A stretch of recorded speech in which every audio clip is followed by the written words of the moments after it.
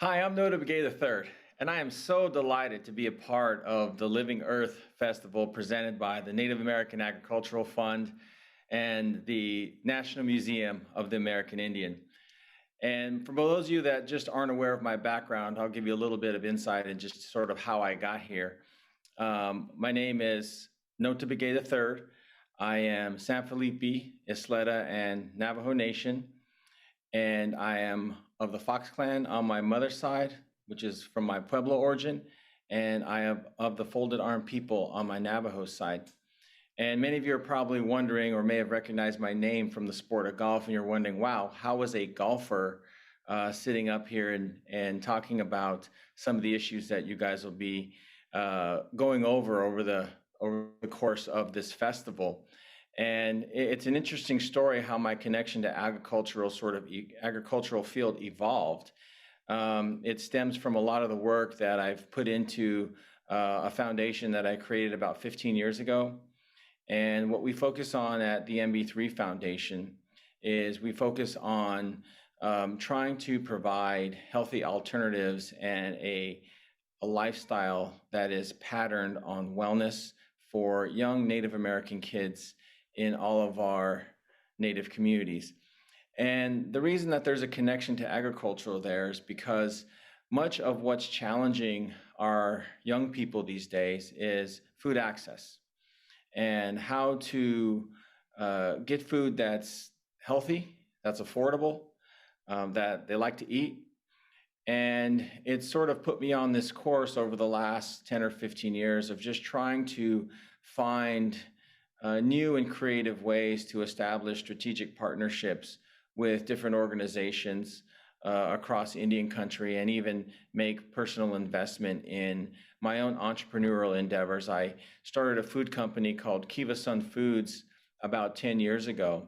And the path that took me down really brought me into a clear understanding of the challenges facing our communities in the areas of agriculture, ranching and farming, sourcing food, creating unique and sustainable food systems that could support the communities that we live in.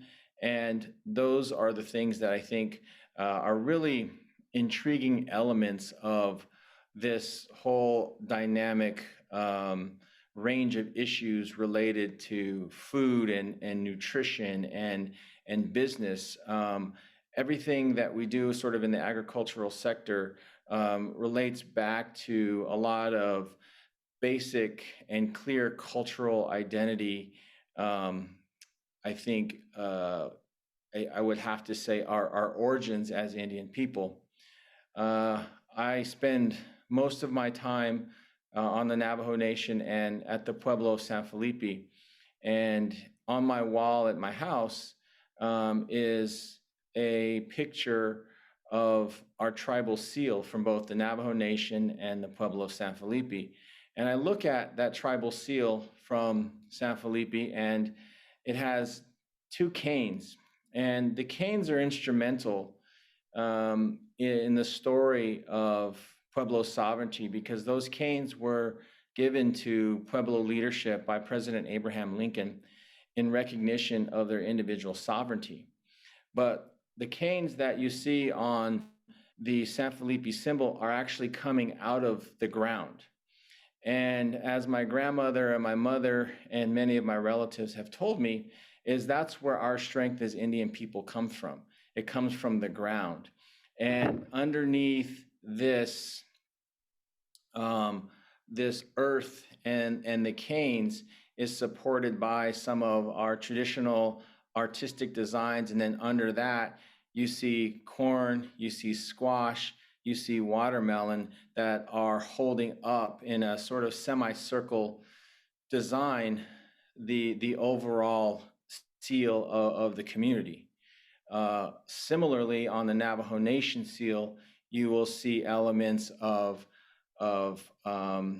agriculture. You will see some of the domestic farm animals that sort of are very integral to a lot of the ranching and those things. And so I think that's extremely important in this day and age, is saying, look, we stand in a position where we want to move forward. We want to move forward in supporting these various business ventures that are looking to create more sustainable food systems for our communities. And the reason that's important is because if we can establish independent and sovereign food systems under our own tribal umbrellas, then I think we have a true and unique opportunity to bring food that is clean, that is healthy, that is affordable into the households of our tribal members. If we're able to do that, then we're able to address some of the major health disparities that every single one of us is aware of, that works with, lives in, or comes from Indian communities. Our children are developing type 2 diabetes at much earlier ages. We have the highest incidence of type 2 diabetes amongst any community in the United States. And what you see there is kind of reflective in just how much sickness, how much death we've realized through this COVID-19 pandemic. Our people are dying at 3 times the national average. We contracted COVID-19 at over 10 times the national average. And those things are reflective of our predisposition to chronic illness based upon just central health issues that can be addressed and that can be offset through access to affordable, reliable, and tangible food options. And that not just goes on the agricultural side, but that also goes into the domestication of ranching as well, with regard to being able to raise cattle and bison, chickens, pigs, all the things that sort of we go to the supermarket to get. Those are all within an arm's reach, provided that there's good development around sound business models and that we evaluate thoroughly how to walk our communities through these projects and develop sound strategies around, okay, how are we going to grow it? How are we going to harvest it? How are we going to process it? How are we going to store it? Then how are we going to distribute it? And do we want to use retail outlets? Do we want to use sort of back of the house type of distribution channels, depending on what it is we're selling, and depending on how we can make it a viable economic opportunity that stands on its own 2 feet as a sound business. I think that's the critical thing about some of these ideas, is that there's so much opportunity within our communities to be able to create these independent and sustainable food systems under our own umbrellas. But it takes investment, it takes planning, and certainly takes a little bit of ingenuity with regard to how to consolidate all of the resources that are available to us within our tribal networks to be able to leverage an opportunity that not only will have, I think, in some cases, an economic benefit, but in a lot of cases will be able to provide, again, those key things to our young kids, which is we got to keep them active, but we also have to keep them fed. And if we're going to feed them, we need to feed them healthier and give them better options. And I think that taking those responsibilities under our own umbrellas in areas that we will be able to provide those options, I think is critical to taking a serious look at. And on top of that, it's going to take wonderful and courageous leadership from those that are in our elected and appointed positions within our communities to look at this as a viable alternative and solution to some of the economic disparities that currently exist in our communities with regard to providing clear and unique and accessible pathways for our people to have a reliable source of food or over a sustainable duration of time.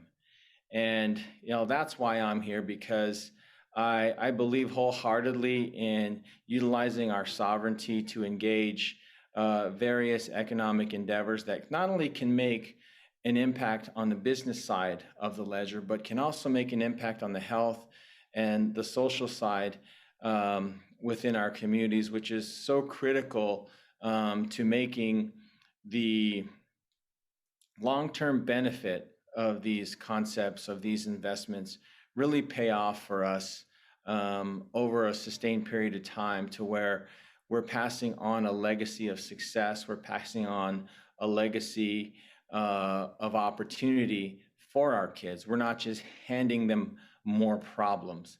And I think that's our role as leaders, as parents, as mentors.